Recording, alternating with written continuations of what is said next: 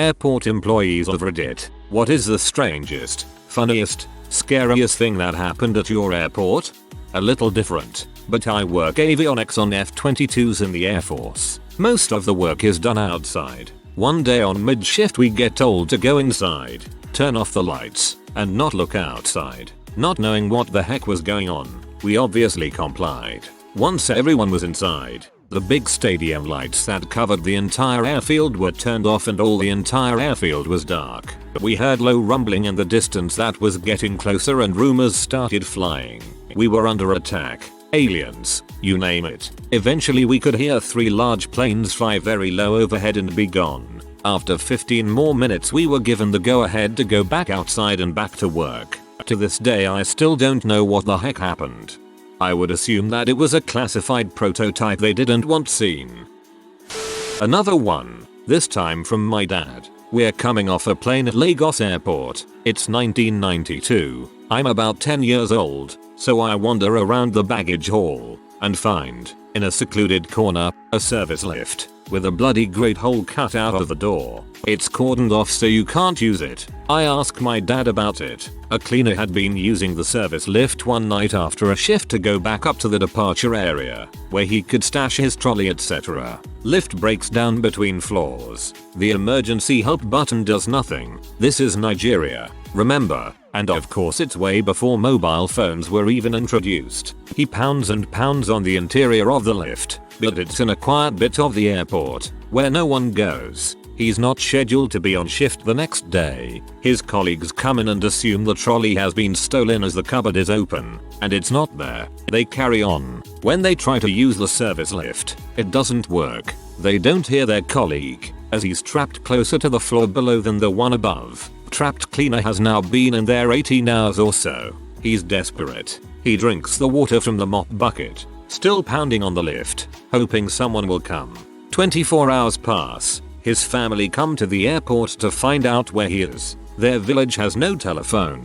At least, not one that works. Colleagues haven't seen him. Maybe he's gone into the city to spend his paycheck, given to him that morning. Eventually, it's been nearly 48 hours. Trapped man is feeling sick from drinking mop bucket water. He's had to use another bucket as a toilet. The smell is unbearable. A technician arrives to try to fix the broken lift. He's saved, or not. The tech manages to get the lift back down to the ground floor, but the doors won't open. They try prying, jimmying, nothing's budging them. They even removed the motors and tried by hand. Eventually, they realize they'll have to cut him out, so they fire up the angle grinder and cut a 2 foot by 2 foot hole in the door. Sparks flying everywhere. That's just the outer skin. They can't get the angle grinder in further to the inner door. Welding torch comes out. Gas axe or whatever you want to call it. Of course, this is flinging hot metal into the lift. The cleaner is absolutely scared shitless. He's been in the dark for 48 hours and now someone is flinging hot metal at him. Eventually they make a hole all the way through. He crawls out, collapses, and is taken away in an ambulance. He survived, but does not return to his job at the airport. The broken lift was still there until we left in 1995. When I returned on business in 2001, it had been repaired. I still think about the poor guy whenever I get in a lift.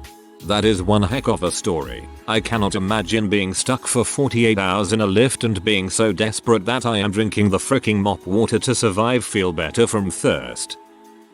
Not an employee but a passenger. I got flagged for a random tar pat down and the agent asked me if I had any metal in my body, to which I said, I have an IUD. The agent freaks out and starts flagging other agents over. She musters all her calm and says please repeat that you have an IUD on you, to which I had to say no. An IUD, a copper intrauterine device, for birth control.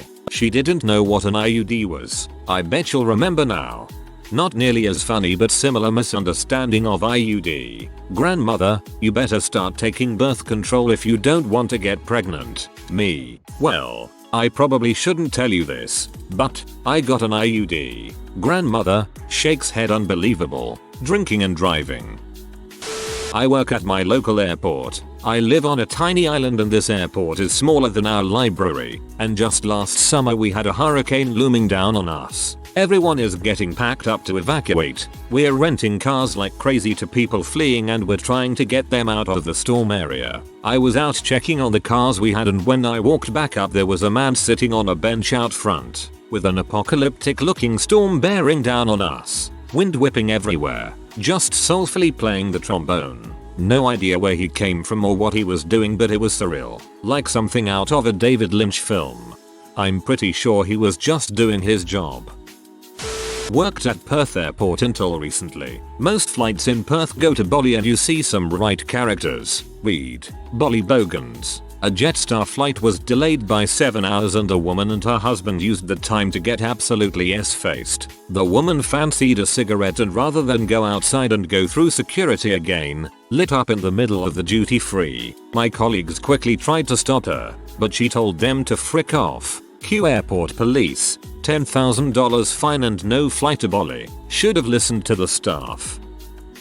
Worked for a summer as a skycap at an airport in Maine. A couple of the 9/11 hijackers came through that airport, and then to Logan, in Boston, which is where the hijacking took place. They chose this airport in Portland precisely because it was kinda podunk and no one would pay attention as much. A guy I worked with actually showed them to where the rental car place was because the way the airport was set up back then it was in this weird corner and people would ask for our help to find it constantly. Poor guy felt like he was in some way responsible. I'll bet 1,000 people who interacted, even just a little bit, with the hijackers felt like they were in some way responsible. I was cabin crew doing a turnaround from Dubai, UAE to Muscat, Oman and back again. We're on ground in Muscat and hear from ground staff to take extra care of a passenger who is about to board. She was an English lady in her 50s, as you can imagine. Well turned out but unassuming all the same. But she looked completely shaken when she boarded. So what happened was, she had checked in her luggage and had gone on to security. She placed her trolley bag on the conveyor belt and she went ahead through the metal detector and was waiting on the other side for her bag. Next thing she knows she's being detained, placed in handcuffs and taken to a room for questioning. They take in her bag and start questioning her. Airport police officer, did you pack this bag yourself? Lady, yes. Airport police, so you know what's in the bag? Lady, yes, and goes about describing what's in the bag. The questioning goes on for a while and is quite aggressive. The police officer then opens up the bag and right on top of everything is this parcel filled with marijuana. She's aghast and protests her innocence. Doesn't know anything about it. This poor lady is completely distraught. The gravity of it is hitting her and she's inconsolable. Drugs trafficking anywhere is a big no-no, but in Middle Eastern countries it can end up giving you the death penalty. The officers reviewed the footage of when her bag was scanned, and when she placed her bag on the belt and turned away, a man standing right behind her, in seconds undid the zips and slipped it in. She had no idea who this man was, so she was let go and free to continue traveling, but her trolley bag was confiscated as evidence. She wasn't too worried about the bag at that stage. I got her a very big brandy. Lesson to be learned is to not let your bags out of your sight, even for a second. I used to do cargo for Delta and British Airways. We ship a lot of dead people, a lot of animals, too. They actually sent me to LA to go to a class entirely on animal handling. Here's regulations and procedures for everything all the way up to elephants and whales and crap. Weirdest thing we ever got to actually ship was an alligator of some sort. A whale, on an airplane, flying. Pittsburgh International. 3 AM or so several years ago, watched an older woman tumble down the up escalator. Every time she flipped over she yelled "I'm okay" like Philbert from Rocko's Modern Life. Flop, "I'm okay." Flop, "I'm okay." Flop, "I'm okay." Rolled in place for maybe a minute before someone shut the thing off. That sounds hilariously painful. I worked at a corporate aircraft maintenance place, and we had a situation where this crazy woman somehow got out on the secured ramp area. By the time one of our line service guys saw her, she had the main entry door open up on a Global XRS aircraft. When he pulled up, she looked at him and asked if he could help her get her bags on board. When he told her he couldn't, she told him she was going to fly the plane to China and didn't want to be late. After that occurrence, the security at our airport became insane. I have so many questions. Not me, but my father was regional manager of one of the rental car companies at the airport, and on 9/11 when all flights were grounded everyone needed rental cars and it was havoc. My father said the phone rang and he almost didn't answer because he was so busy. Turns out it was the company CEO and ordered him to hand out keys free, no cost, no documentation, as the situation was severe and all other major rental companies followed suit. Not necessarily strange, funny or scary, but it is one of the few stories he told me about the job as a kid that I always remember. One of my uncles was in the air on 9/11. He said they made an emergency landing in Dallas, and while everyone else stopped to call their family, he sprinted for the rental car and got one of the last ones.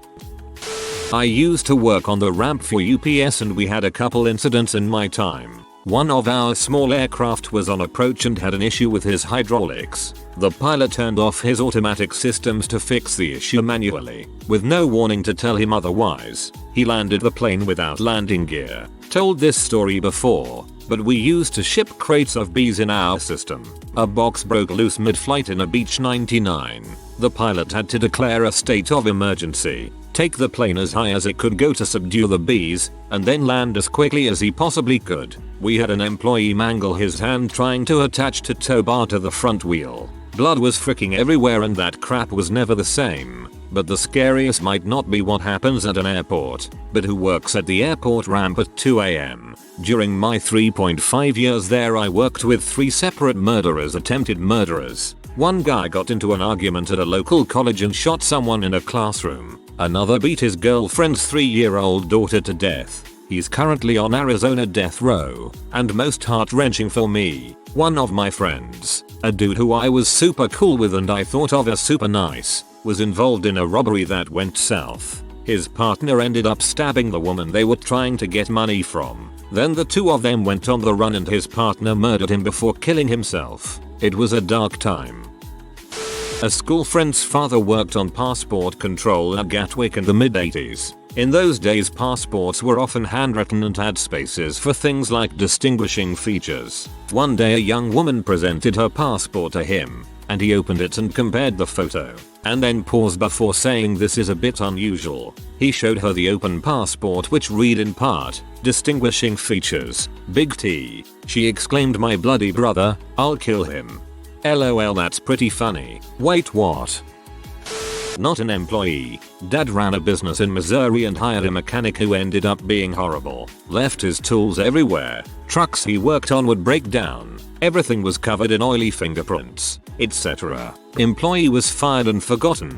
Fast forward a few years, my parents are on their honeymoon in Cancun getting on the plane to come back home, when the pilot announces over the PA system that the plane can't take off for a while because of maintenance. My dad looks out the window at the wing and sees oily fingerprints and tools all over the wing and the ground. His old mechanic walks out from under the wing and begins working under a panel on the wing.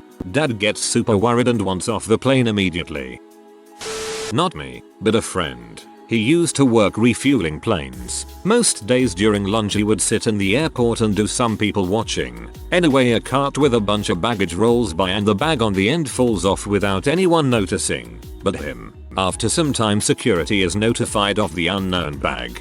Taking all precautions, security bring in the bomb sniffing dog to check it out. The dog sniffs it for a second and then all of a sudden begins to hump the bag. This was all before 9/11. Worked at a tiny little airport with puddle hopper planes. Plane landed on a really freaking windy day in the winter, so there was still some ice on the ground. I went out to flag the plane in and watched incredulously as the wind blew the entire plane sideways toward the ditch next to the taxiway. The pilot had to do some serious engine revving to keep the plane from going into the ditch. Kind of funny and a little scary. Luckily no passengers were on board. I imagine this is more common, especially with little Cessnas, than we want to think. My mom worked for British Airways for years, dealing with special freight cases for import-export. Much of this freight was offloaded and put in a holding warehouse for customers to collect. It wasn't your typical suitcases and luggage of traveling passengers. One shipment came in from Africa, a large wooden crate that didn't actually weigh very much. Her client came in, opened the crate to check the contents and immediately became hugely irate to the warehouse staff. He barges into her office holding a frozen, venomous snake. She said it looked like a jagged lightning bolt, all zigs and zags. He's screaming at her in the office, gesturing wildly with this dead snake, demanding compensation in the hundreds of thousands of dollars. Turns out he didn't declare them as animals, probably to get around any customs laws. There were dozens, if not hundreds of various venomous snakes in the crate. The cargo area of most planes isn't heated, so the poor snakes had frozen, literally, to death in transit. He couldn't sue and had to answer some interesting questions from the Treasury Department once all was said and done. The sucky thing is he was importing them to make anti-venom. If he'd only declared them and paid for them to be shipped correctly, he would have made a health profit and probably saved some lives. I used to work for TSA and intercepted a human trafficking situation. There was a guy and a lady and a little boy, but the lady wasn't allowed to speak. The little boy looked scared but didn't say anything. He wouldn't even look at me, so it freaked me out. I told my supervisor and she called the airport PD. As soon as he saw me go talk to my supervisor, he looked sort of agitated. He sent the lady and the little boy down the terminal and he was trying to grab all of their things to go meet them. The police showed up and asked me for a description. Since the airport wasn't big, he found them and brought them back to the checkpoint. As they got closer to the checkpoint, he tried to send the lady to the exit instead of having her come back to the checkpoint. Eventually, the police was able to separate the man from the lady and the little boy. She told them everything. They walked the man out in cuffs. I didn't get to see what happened to her because my shift was ending. But when I grabbed my stuff from the bag, we made eye contact and she nodded at me. I took that as a thank you. It was a scary situation, but I'd do it again any day. There's no telling what would have happened to that lady and little boy if I didn't follow my instincts. Edit. Firstly, thank you for the gold, kind stranger. Second, I did not expect this to blow up like this. This happened at Rick about 6 years ago. I kind of hope the lady that was involved sees this and knows I think about her often. That woman is going to remember you forever. A grown woman fell asleep while waiting for her flight to board. They called her name several times. This was a small airport, so it was quiet, and she was in the area. She just slept through it. She woke up and realized it after the gate agent had already pulled back the ramp and the plane was backing up to begin its taxi. She was screaming at the top of her lungs, cursing, crying, and then go on her phone with her mommy and kept screaming that her mom had to do something for her because the butthole ticketing agent wouldn't let her on the flight. Again, this is a grown woman. She ended up running into the airport bathroom in full hysterics and had to be dragged out by half a dozen TSA employees. Not as weird, but still funny to me. A guy came to tell me that someone had left their luggage in the boarding area. There's constantly an announcement about telling someone if they see abandoned luggage or something suspicious. I tell him okay, I'll call TSA. He's clearly freaking out and going on about how there's probably a bomb in the bag. I calm him down and he goes back to his seat. About 10 minutes later I go over to him with the TSA agent and ask him where is the bag. He points to a bag right next to him and starts rambling again about how there's probably a bomb in it, etc. So I just ask him, if you're so sure there's a bomb in the bag, why are you sitting right next to it? You could just see the light bulb go on in his head. Airports employ falconers. The birds are used to keep other birds away from aircraft, because a bird in an engine can really mess up someone's day. So this falconer had come into the airport with his bird to grab a cup of coffee. He decided to try to impress some ladies by taking the hawk's hood off and doing a little demonstration. What he failed to notice was the starlings resting outside on a steel beam. Hawk flew after starlings, smoked the glass and broke its neck. Thousands of dollars worth of highly trained bird, gone. He killed his wingman. I was not an airport employee, but was shadowing employees as part of a pilot training program. One of our rotations was to spend a few days with the fire department. Not much action, fortunately, but the fire station was in the middle of the airfield, so the view was epic. The Virginia Air National Guard operated F-16s from the airport at the time. They would go out 3 jets a time, and would land, 1, 2, 3, in quick succession. I was in the fire station when 3 F-16s were on short final to land. The tower asked a bizjet to hold short of their arrival runway. The bizjet either didn't hear or misunderstood and rolled out onto the runway. The tower told the F-16s to go around. The lead jet banked a hard left, followed by the number 2 jet, but number 3 kept coming. Gear down, landing light on. The tower called to the number 3 jet to go around. ANG radios are encrypted, so we could only hear the tower talking, not the F-16. The number 3 jet was still coming. The bizjet had nowhere to go and the firefighters started getting antsy. The number 3 F-16 flew directly over the top of the bizjet, simultaneously pulled up his gear and hit the afterburner, barreled half the length of the runway, then pulled up hard left to join his buddies. The F-16 probably cleared the bizjet by 100 feet, but it seemed a lot closer to us in the fire station, and I'm sure even closer to the not bizjet pilot. The firefighters found it hilarious. I can just see the F-16 pilot muttering he gon' learn today as he gets closer and closer. My time to shine. Most of the airport work is mundane, but you will get the odd passenger that leaves an impression on you. There was a group of people coming through for a business trip and their boss had never flown before. One of his employees came in and explained they told him he needed dental records for TSA and wanted us to play along. So the boss comes in and hands me his ID and an x-ray from his dentist to check in for his flight. Trying not to laugh, I show it to my co-worker who points at it and says, "Well, TSA might have an issue with that." Dude's face went white as a sheet until his employees busted up laughing. He got super red in the face and eventually started laughing at himself. Never let it be said that airports are humorless places. This thread is so full of good stories, but yours, I think, is the best.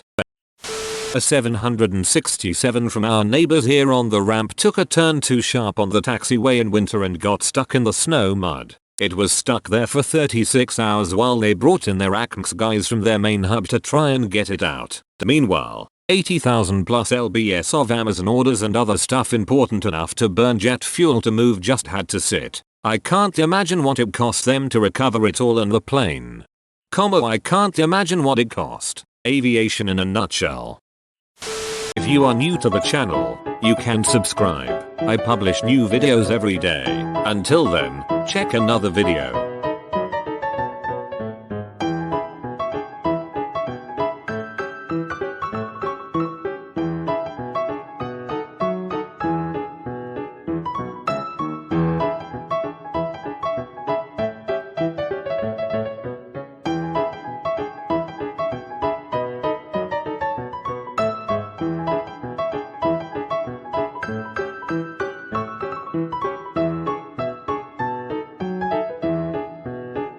Bye for now.